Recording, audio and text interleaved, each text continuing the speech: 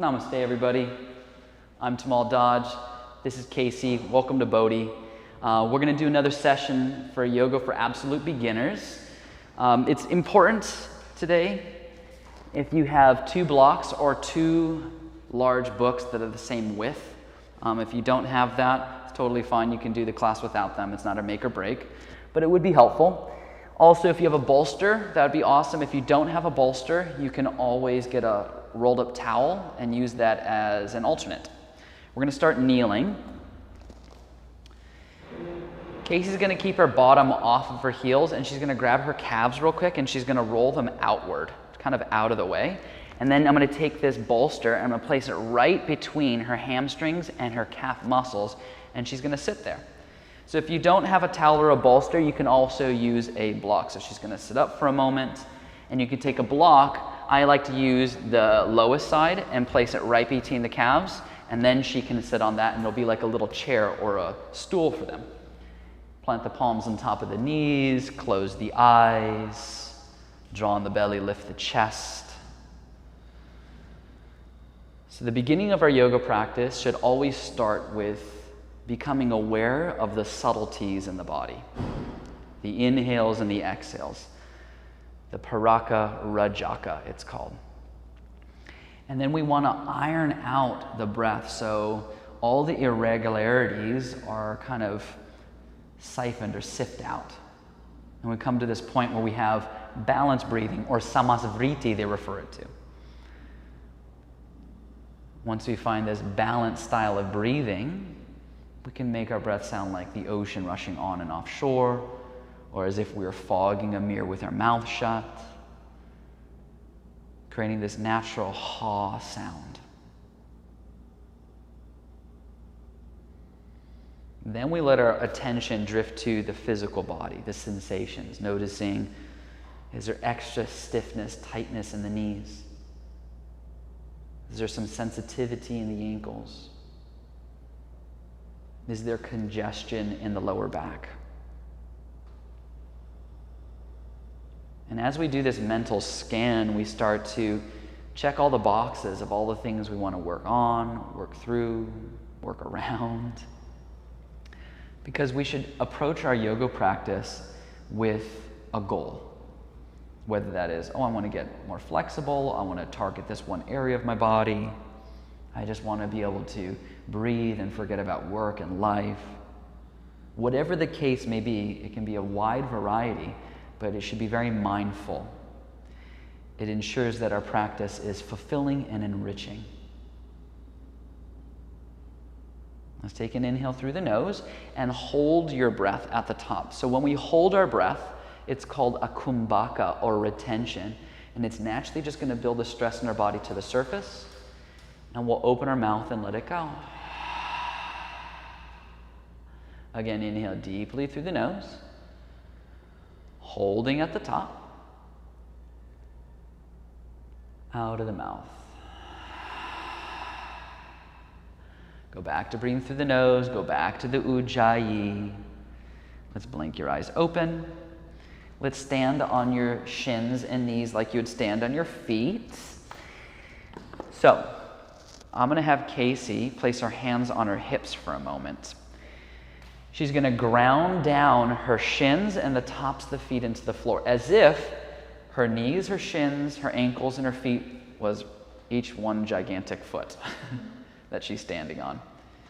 And as those glue, she's going to use her hands to manually create a posterior tilt. So she's taking her tailbone towards the floor, towards the space between her inner knees. So she's not sticking her butt out and dumping in the lower back. We're ensuring that the pelvis is neutral, or maybe a little bit of an exaggeration away from neutral. As she does that, you'll notice the low belly will lift, the low belly will turn on, and then you start to lift the heart, the sternum. From there, she will reach her arms up to the sky. So it's very common as you're holding all that in the low body that the front ribs will jet out. So the front ribs take it in, so the back ribs will lift up away from the kidneys. But then the shoulders start to creep up into the neck. So we want to soften the shoulders down. Other things that are common are the biceps will hang too far forward out here, like they're coming out almost from your eyebrows. We want to pull the biceps, if we can, closer towards the cheekbones. If you have really tight shoulders and they're only going to go a little bit, that's fine, but we want to get them closer to the cheekbones. The other thing that's very common is the arms will be really wide. Yes, like you're holding an enormous beach ball above your head. We want them shoulder width apart. So a good gauge is about 1.5 inches, 2 inches of the biceps away from the sides of the face. Then another thing that happens is the palms will want to face out. People will do this. This is an internal rotation of the shoulder, and it's really counterproductive. You'll feel tension building, congestion building there. You'll even see visible redness in the shoulders because it's so straining. So we want the palms to at least face each other, or we wrap the tricep so much forward that the palms start to face back. And this is an external rotation of the shoulder, and it clears the space. It makes everything breathe here. The next thing you'll find is the head will droop forward like this. It's called anterior head carriage, so let your head hang forward. It's so terrible feeling. But we can fix that by taking your chin back and in. So you start to work your deep neck flexors. They're the muscles built at the front of the cervical spine. And then you'll feel the back of your neck, the suboccipitals, those two little dimples at the base of the skull, they get longer. And then you start going, how long are we going to hold this pose for? And then you let your arms relax for a moment. Let's come onto all fours, your hands and knees. We're going to go back there in a second. So while you're here, just because it's fun and it also takes out some of the tension, I want you to tap your feet on the floor. Yeah, just like that. Tap out any tension. And then you come back to neutral with the shins and the tops of the feet glued. Make sure that you're always lining up the long axis of bones. So the shoulders stack over the wrists. The thumbs, the index, and the pinkies are gluing down into the floor. The forearms, they're going to rotate slightly inward, so do that first. But then take the upper part of your arm and try to wrap that back. And it feels like they're going against each other, and your arms are all of a sudden like stuck in this awesome, perfect position of neutrality. The inner thighs drag towards each other, but they never touch, so they stay the same width. And from here, you're first going to lift your head up, cervical spine, then the chest lifts, then the belly dips, then the tail starts to lift. Now you're going to start with the tail tucking, the belly going in, the upper back puffing up, then the chin tucking. Head lifts, chest, ribs, belly, tail. Now go tail, belly, chest, chin. On your own like that. So we're just kind of following the natural curvatures of the spine to get the most out of our cat-cows. Because whenever you start to play with the cervical spine, the neck, your lumbar spine has a natural response to it, and vice versa.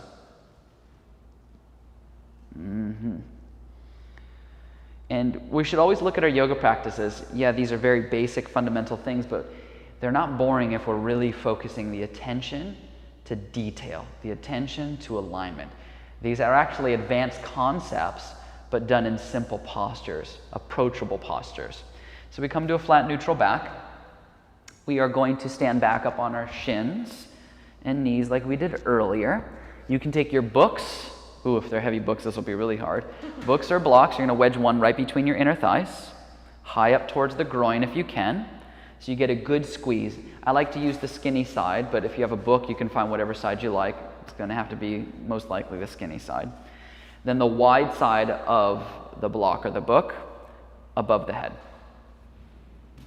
You'll be surprised how hard this next thing is going to be. So like earlier, we're gluing the shin bones, the ankles, and the tops of the feet towards the floor. They're sandwiched down. We're going to squeeze the blocks. There's this adduction with the D, a drawing inward, strengthening of the inner thighs and groin. The tail scoops down, so we're not dumping into the lower back. Same thing, except now we're not using our hands. We now know how to feel it in our own body, so we can do it without having to manually do it. We subtly do it. The front ribs pancake in. I like to make blueberry pancakes out of my ribs. The back ribs start to lift up. They float away from the hips. They float away from the kidneys. The sternum rises. The shoulders soften down, down, down. The biceps get in line with the cheekbones. And then we start to vigorously press into the block or the book, so much so that your fingertips start to get soft and the palms are what's holding it together. So you're not doing like a driving of the fingernails. They are really not in the picture. It's the palms doing the work. We think about taking the upper outer arms and wrapping them or hugging them forward. I'm going to go out to lunch. You guys just hold that for like an hour. Take a big inhale. And then exhale, release. Ditch the block to the side and the block between the groin. Let's come onto all fours. So again, if you want to tap your feet, you can. Some people have very sensitive knees and very sensitive ankles. So that can always be something you play with. If you have sensitive knees, it's a wonderful option. You take a bolster or a rolled up towel and you place it directly underneath the knees. This next thing's going to be key. We're putting the block back between the inner thighs, up towards the groin, and we squeeze.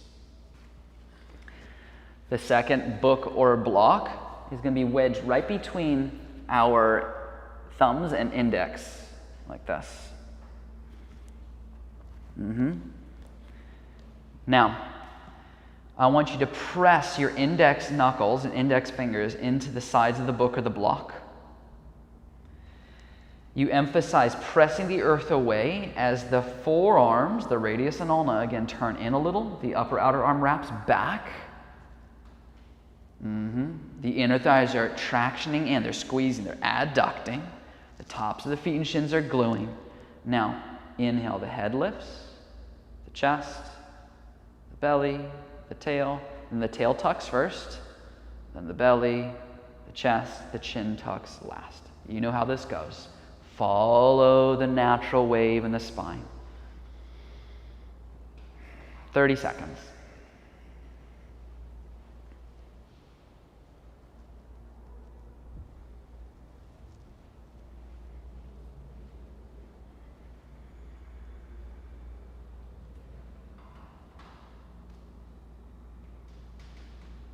Cat-cows have never been so challenging and put together.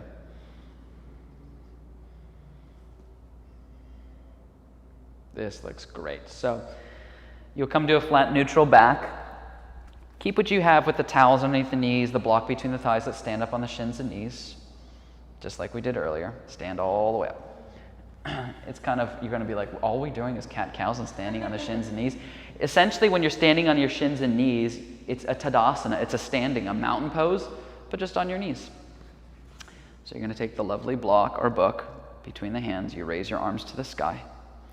We ground the shins down. We squeeze the block. We take the tailbone under. The chest lifts. The biceps draw in line with the cheekbones. The palms drive into the block as the upper outer arms hug forward. Now, keep what you have. Take an inhale. As you exhale, turn your chest to the right. Every inhale, grow taller, grow longer. Every exhale, twist more. It's amazing what you can do with just two basic concepts and just keep going and going. All the stuff that we're doing right now applies to so many other aspects of yoga. It's just learning how to hold your body with appropriate alignment. Every yoga pose is retraining our muscle memory of how to hold our skeleton with as least amount of effort as possible. Less strain, more grace, more fluidity. Take an inhale. As you exhale, switch. Turn your chest to the left. Every inhale, grow taller, grow longer. Every exhale, twist more. So try not to grip it with your fingers. It's cheating. Drive the palms, even if the block starts to get heavier and you start to sweat.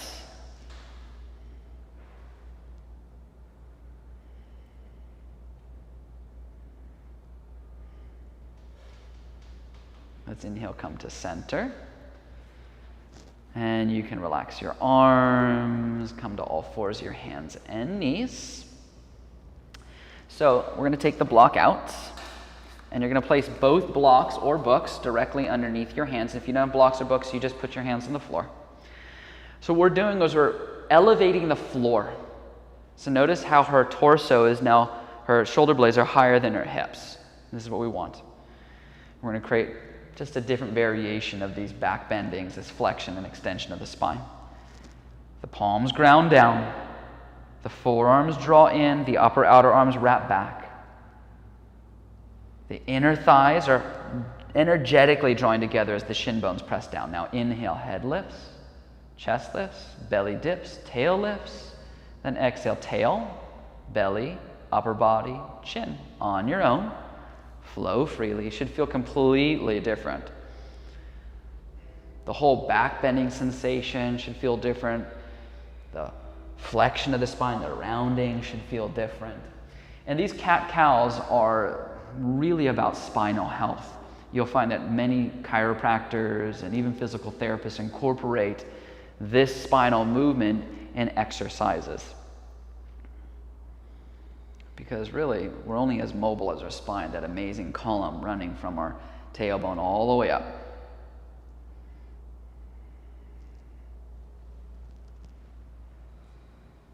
Very nice. Let's come to a flat neutral back. Guess where we're going? Standing on the shins and the knees again. Okay, so now we're going to take your right foot out to the right and stamp it on the floor. Yep. Reach both arms up to the sky. We'll take your right palm to the outer right calf. Right hand, outer right calf. Slide the right hand down as you lean towards the right, creating this lateral stretch. But this is how we're going to start translating what we were talking about before. Notice how that left shin wants to pop up. You want to glue the left shin, knee, and top of the foot down. That's the anchor of the pose, and that's going to ensure that you're opening up all the tissue in the left side body. Breathe. And remember, if you can't touch your calf, you can always just put your hand on your hip. Casey, could you put your hand on your hip for them? Just like that. So there's something for everybody. Let's come back up to center, relax the arms, set the right knee down. Let's stamp the left foot out to the left. Reach both arms up to the sky. Left hand to the outer left calf or hip. Right arm reaches to the left. Create the lateral stretch. Glue the right knee, shin, and top of the foot down. We breathe.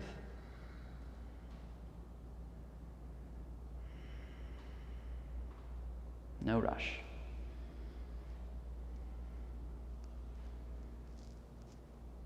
We come back to center, set the left shin down. So we'll slide the blocks or books forward if you have them. If you don't have them, just do it on the floor. Casey's going to rest her forearms on these.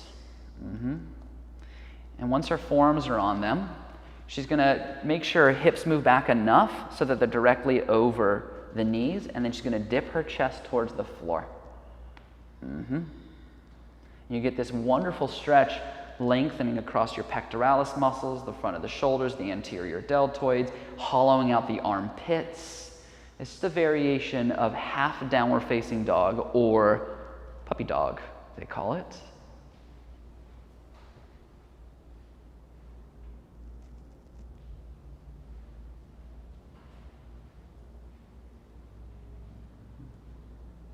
You come back on up to your shins and knees. Let's sit on the heels. If you need a block or something between your ankles, you can.